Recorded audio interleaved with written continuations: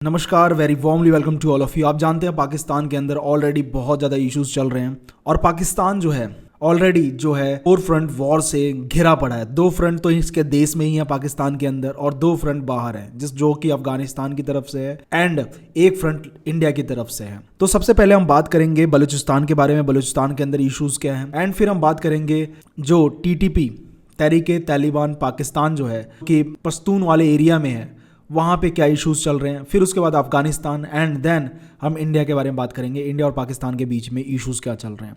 इस वजह से ये जो पाकिस्तान है 4 फ्रंट वॉर, जो मेजॉरिटी में बता सकता हूँ यहाँ पे ऑलरेडी कॉन्फ्लिक्ट चलता है और जो कॉन्फ्लिक्ट ज़्यादा कम चलता है उसके बारे में तो मैं बात ही नहीं कर रहा।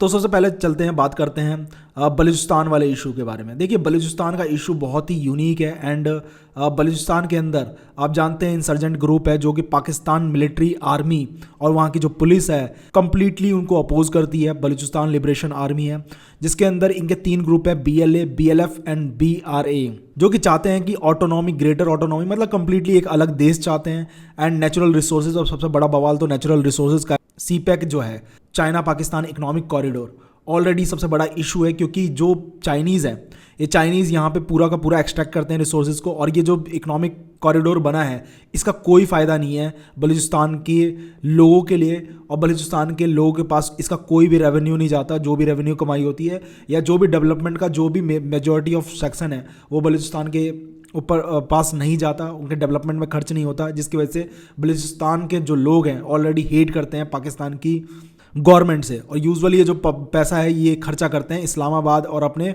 पंजाब वाले रीजन के अंदर। सब और तीसरा सबसे बड़ा इशू है ह्यूमन राइट्स का। पता है आपको, जहाँ पे ये क्या करते हैं, ये जितने भी पुलिस वाले हैं यहाँ के लोगों को उठा के ले जाते हैं, उनको एक्स्ट्रा जुडिशल कस्टडी के अंदर किलिंग करते हैं वहाँ पे, मतलब कि लोग मार ही देते हैं, मतलब कि इतनी बुरी हालत कर देते हैं ना बलूचिस्तान के लोगों का, कंप्लीटली मार देते हैं एंड कभी कभी तो किसी को गायब भी कर देते हैं। अगर कोई ज़्यादा बोल रहा है तो उनको गायब भी कर देते हैं। ये सबसे बड़ा इश्यूज़ हैं जो कि बलूचिस्तान एंड पाकिस्तान के बीच में ऑलरेडी ये चल रहा है। और आपको पता है रिसेंटली बहुत बार अटैक भी हुआ है, आपने देखा होगा ट्रेन के अंदर अटैक हुआ था जिसके अंदर BLA ने पूरा कंप्लीटली जो मिलिट्री पर्सनल्स है उनको मारा था।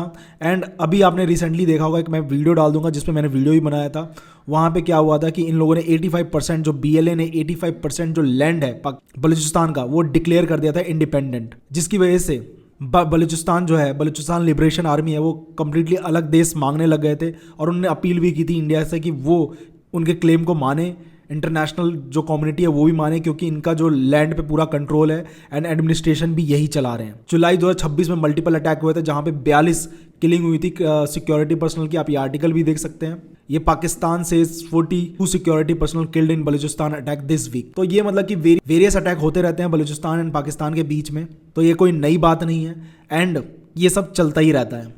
चलिए अब TTP के बारे में बात कर लेते हैं, तहरीके तालिबान पाकिस्तान के बारे में, जो कि ऑपरेट करते हैं यहाँ पे। आप देख सकते हैं मैप, ये है खैबर पख्तूनवा एरिया जहाँ पे TTP ऑपरेट करती है। देखिए, इसको 2007 में बनाया गया था TTP को एंड इसको डेजिग्नेट कर रखा है terrorist organisation already by the United Nation ने ऑलरेडी कर रखा है। और इनका सबसे मेजर ऑब्जेक्टिव यही है कि पाकिस्तान की जो स्टेट है, वहाँ की जो गवर्नमेंट है, उसको ओवरथ्रो कर देना, हटा देना, ताकि जो शरिया जो लॉ है, जो इस्लामिक लॉ है वहाँ पे लागू हो सके और उसके हिसाब से लॉ एंड ऑर्डर उसी के हिसाब से चले। ये यूजुअली टारगेट करते हैं मिलिट्री पर्सनल को, पुलिस को, गवर्नमेंट इंस्टीट्यूशन को, ताकि एनार्की फैली रहे पूरे एरिया के अंदर। और ये अपोज करते हैं पाकिस्तान के जितने भी काउंटर टेररिज्म कॉपरेशन है, जो भी UN से है, उनके अगेंस्ट ये लोग ऑलरेडी ऑपरेशन करते हैं ताकि ये लोग यहाँ पे ऑपरेट कर सकें TTP वाले। अब आप बोलेंगे अफगानिस्तान तालिबान से क्या इनका रिलेशन है। देखिए, अफगान तालिबान है वो और TTP है, ये अपने आप को सेपरेट ऑर्गेनाइजेशन बताते हैं, लेकिन जो इनके आइडियोलॉजिकल रूट्स हैं वो सेम है। और पाकिस्तान ऑलरेडी बहुत बार एलिगेशन लगा चुका है कि TTP जो मिलिटेंट्स हैं कई सालों से अफगानिस्तान का यूज़ करते हैं पाकिस्तान पे अटैक करने के लिए, पाकिस्तान के अंदर ऑपरेशन चलाने के लिए, और जिसकी वजह से अफगानिस्तान मना कर देता है इस चीज़ को।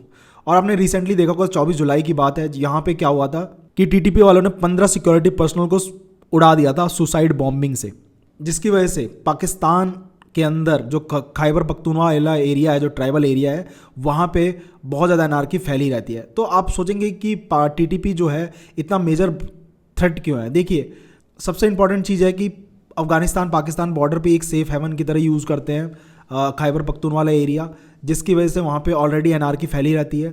माउंटेनियस टेरेन है जिसमें क्या होता है कि गोरिल्ला वॉरफेयर कर पाते हैं। वहाँ पे पाकिस्तान को टीटीपी के सोल्जर्स को, टीटीपी के जो ग्रुप्स हैं उनको हटाने में बहुत ज़्यादा दिक्कत होती है एंड वहाँ पे ऑपरेशन करना बहुत ज़्यादा मुश्किल हो जाता है, जैसे ऐसे खतरनाक टेरेन के अंदर जहाँ पे माउंटेनियस टेरेन हो, जहाँ पे आपको पता ही नहीं है कि कहाँ से गोली चल जाएगी, कौन सी गुफा है।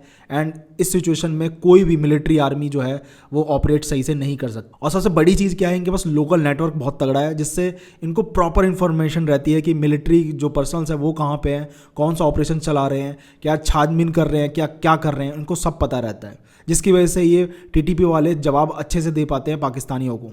और यूजुअली ये फ्रीक्वेंट अटैक करते हैं सिक्योरिटी पर्सनल की वजह से, जिसकी वजह से बहुत बड़े मेजर थ्रेट हैं।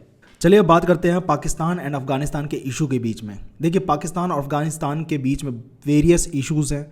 सबसे पहला इशू है दूरन लाइन डिस्प्यूट। आप जानते हैं कि दूरन लाइन 1893 के अंदर खिंच गई थी अफगानिस्तान एंड पाकिस्तान के अंदर, और ये बॉर्डर था। और अफगानिस्तान इसको नहीं मानता formally as a international border, जिसकी वजह से पाकिस्तान और अफगानिस्तान के बीच में ऑलरेडी इश्यूज होते रहते हैं।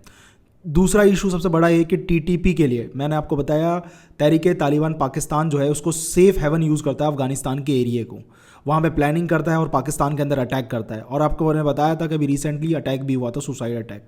और अभी पाकिस्तान और अफगानिस्तान के इश्यूज़ की वजह से पाकिस्तान ने अफगानिस्तान के ऊपर एयर स्ट्राइक्स की थी, जिसके अंदर कई लोग मारे गए थे। अभी फरवरी के अंदर पाकिस्तान ने अटैक किए थे एक रिहैबिलिटेशन सेंटर के ऊपर, जहाँ पे सैकड़ों लोग मारे गए थे।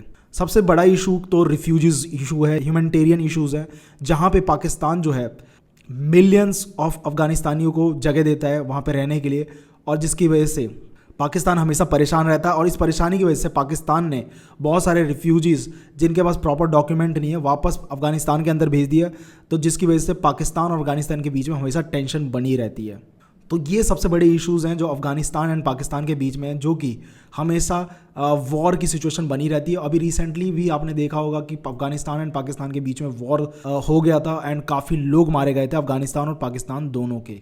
तो चलिए बात करते हैं इंडिया और पाकिस्तान के इशू के बीच में। देखिए पाकिस्तान और इंडिया के बीच में इश्यूज जो हैं, वॉर जो है वो सिंस इंडिपेंडेंस है। आप जानते हैं जैसे ही इंडिपेंडेंट हुआ पाकिस्तान और इंडिया, उसके जस्ट एक साल में ही वॉर हो जाती है इंडिया और पाकिस्तान के बीच में, और पाकिस्तान हार भी जाता है बहुत बुरी तरीके से। फिर 1965 में वॉर होती है पाकिस्तान और इंडिया के बीच में, फिर पाकिस्तान हार जाता है, बहुत सारा अपना लैंड लूज कर देता है, लाहौर पे कब्जा कर लेता है इंडिया। एंड फिर होता है 1971 वॉर, जहाँ पे बांग्लादेश एक पाकिस्तान का जो बहुत बड़ा हिस्सा, जहाँ से सबसे बड़ा रेवेन्यू आता था, और यहाँ का रेवेन्यू पाकिस्तान जो है अपने देश के अंदर लगाता था, पंजाब प्रोविंस के अंदर पंजाबियों पे लगाता था। वो वाला एरिया जो बांग्लादेश वाला एरिया है, जिसे हम ईस्ट पाकिस्तान भी कहते थे, उसको अलग कर देता है इंडिया एंड एक अलग देश बन जाता है जिसका नाम होता है बांग्लादेश। फिर उसके बाद 1999 में वॉर होती है इंडिया और पाकिस्तान के बीच में, जिसे हम कारगिल वॉर भी कहते हैं। वहाँ पे भी पाकिस्तान बहुत बुरी तरीके से हार जाता है, और यहाँ पे तो ये सीन होता है कि अपने सैनिकों को भी मारने से मना कर देता है, कहता है ये हमारे सैनिक नहीं है, ये जम्मू कश्मीर के लोग हैं, ऐसे कहता है। लेकिन इवन दो पाकिस्तान के जो आई कार्ड्स हैं उससे साफ पता चल जाता है ये पाकिस्तानी आर्मी के लोग हैं। फिर आप जानते हैं कि बहुत सारे ऑपरेशंस होते हैं, 2019 में भी ऑपरेशन होता है। फिर उसके बाद आप जानते हैं ऑपरेशन सिंदूर होता है, जिसके अंदर पाकिस्तान की हालत ख़राब कर देता है इंडिया, जो एक भी फाइटर जेट्स को उड़ने नहीं देता इंडिया। ब्रह्मोस इतने मारता है कि इनके जो एयरपोर्ट्स हैं वो काम करना बंद कर देते हैं, एक भी प्लेन उड़ नहीं पाता है। तो ये हाल हो जाता है पाकिस्तान का। तो मतलब कि एक तरीके से यहाँ से भी घिरा पड़ा है, यहाँ से भी घिरा पड़ा है, एंड यहाँ से तो घिरा पड़ा ही है। 2 फ्रंट वॉर तो पाकिस्तान के अंदर ही हैं, 2 फ्रंट वॉर बाहर से हैं। तो ये हालत है पाकिस्तान का। तो पाकिस्तान क्या टूट जाएगा? क्वेश्चन ये आता है। तो बिल्कुल टूट जाएगा। तो आपके क्या ओपिनियन है पाकिस्तान के ऊपर, ज़रूर कमेंट सेक्शन में लिखिए। जय हिंद, जय भारत।